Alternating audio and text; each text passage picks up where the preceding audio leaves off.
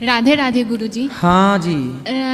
गुरुजी, वेद क्या है और जो आप बताते हैं श्वेत कल्प, ये सब क्या है? वो क्या? हमें सब श्वेत कल्प 12 जो चल रहा है। हाँ, श्वेत 12 कल्प। हाँ, जैसे ब्रह्मा जी का एक दिन होता है ना, जैसे हमारा एक दिन होता है 24 घंटे का, 12 घंटे का दिन, 12 घंटे की रात, 24 घंटे के समूह को हम एक दिन रात कहते हैं। ऐसे ही ब्रह्मा जी के भी 100 साल की आयु है, जैसे हमारी और आपकी नेचुरल 100 साल की आयु है।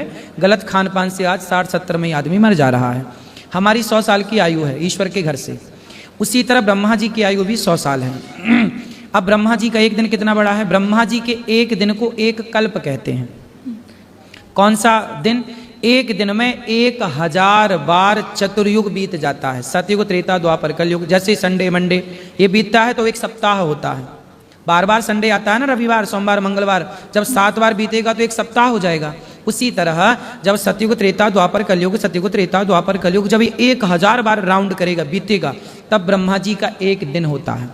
ब्रह्मा जी का एक दिन इतना बड़ा है, 1000 चतुर्युग का। एक युग की आयु, कलयुग की आयु 4,32,000 वर्ष है ना। कलयुग से ठीक दुगनी द्वापर की 8,64,000 वर्ष, कलयुग से ठीक तिगुनी द्वापर की, त्रेता की और ठीक चौगुनी सतयुग की। इस तरह के चारों युगों की जब 1000 बार बीते तो एक दिन हुआ ब्रह्मा जी का। ब्रह्मा जी के एक दिन को एक कल्प कहते हैं। ब्रह्मा जी के एक दिन में मीन्स एक कल्प में 14 मनवंतर होते हैं। एक मनवंतर 73 चतुर्युग का, 73 चतुर्युग का एक मनवंतर होता है। ब्रह्मा जी के एक दिन में 14 मनवंतर होते हैं। और एक इंद्र की आयु 1 मनवंतर होती है, मतलब ब्रह्मा जी के एक दिन में 14 इंद्र बदल जाते हैं।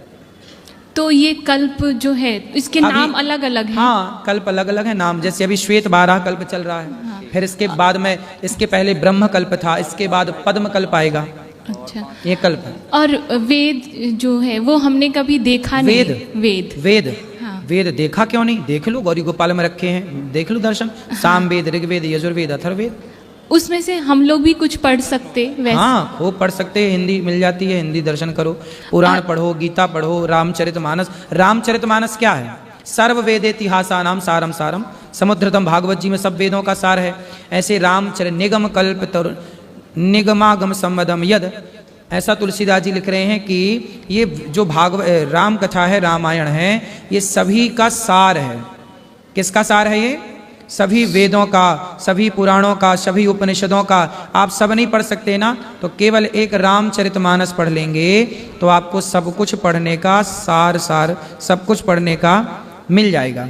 जब आप पढ़ेंगे रामचरितमानस तो आप देखो क्या, नाना पुराण निगमागम संवदम यत् रामायणे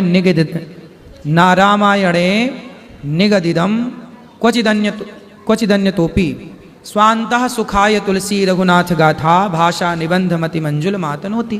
तो तुलसीदास जी कह रहे हैं कि ये तो मैं अपने स्वांतः सुखाय इसके लिए लिख रहा हूँ, अपने आनंद के लिए, लेकिन ये नाना पुराण निगमागम संवदम यत्, ये सारे पुराणों का शास्त्र है, मतलब सारे पुराणों का, वेदों का समूह है। अलग भटकने की जरूरत नहीं है। आप वेद ना पढ़ पाएं, पुराण ना समझ पाएं, तो केवल रामचरितमानस समझ लीजिए बस। और हम संस्कृत में जैसे श्लोक बोलते, गीता के श्लोक, तो हमसे कुछ गलती होती है? कोई बात नहीं, गलती, रोटी को बच्चा तोती कहता है। हाँ। लेकिन अर्थ तो रोटी ही निकलता है। और भाषा देखो, हमसे भाषा नहीं आती, आपसे भाषा नहीं आती, तो क्या भगवान हमें नहीं मिलेंगे? भगवान जरूरी नहीं है, भगवान भाषा के भूखे नहीं है, भगवान भाव के भूखे हैं। आपने भाव से राम राम बोला, तो वाल्मीकि जी ने तो मरा मरा बोला था, मरा मरा मरा मरा मरा, उल्टा नाम जपत जग जाना वाल्मीकि भाई ब्रह्म समाना। इसमें क्या है? बहुत लोग नहीं पढ़े लिखे, तो क्या उनका गांव की दादी अम्मा तो बिल्कुल नहीं पढ़ी लिखी थी, उसको तो हिंदी भी नहीं आती थी, लेकिन मन की बड़ी साफ थी, राम राम बोलती थी, क्या उसका कल्याण नहीं होगा? बिल्कुल होगा। और महाराज जी, आज आपने बात की कि गर्भाशय के लिए, तो जैसे मेरा ही 5.5 महीने में ही बच्चे हो जाते हैं। मैं बाहर का कुछ खाती नहीं हूँ, आध्यात्म से जुड़ी हूँ, और डॉक्टर के पास में भी इसके लिए कुछ दवाई नहीं है। डॉक्टर बोले कि ये मुझे नहीं मालूम कि आपका जन्म से ही है क्या है, तो इसका कुछ दवाई नहीं है, तो क्या इसके लिए हम कुछ कर सकते कि ठीक हो? अब तो देखो, हेल्दी चीज़ें खाओ, हेल्दी चीज़ें खिलाओ, इसी से सब ठीक होगा। हाँ। अच्छी चीज़ें खाओ, अंकुरित अनाज खाओ, फल ज़्यादा खाओ, पका हुआ कम खाओ। जैसे इसे चश्मा लग रहा है, जैसे पालक का रस पिलाओ, इसे पालक की ज़्यादा मात्रा, गाजर का रस, गाजर की मात्रा ज़्यादा, गाजर के रस से, पालक के रस से आँखें अच्छी होती हैं। योग करना चाहिए सवेरे सवेरे, हथेली को ऐसे गरम गरम करके, हथेलियों को आँखों में ऐसे गरम गरम लगने से आँखें ठीक होती हैं।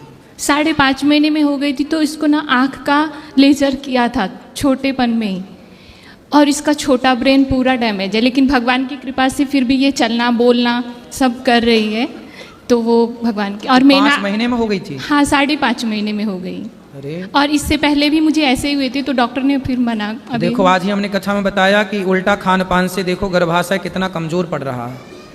और महाराज जी, मैं ना आपके लिए गुल्लक लाई हूँ, वो आपको देना ठीक चाहती हूँ। है,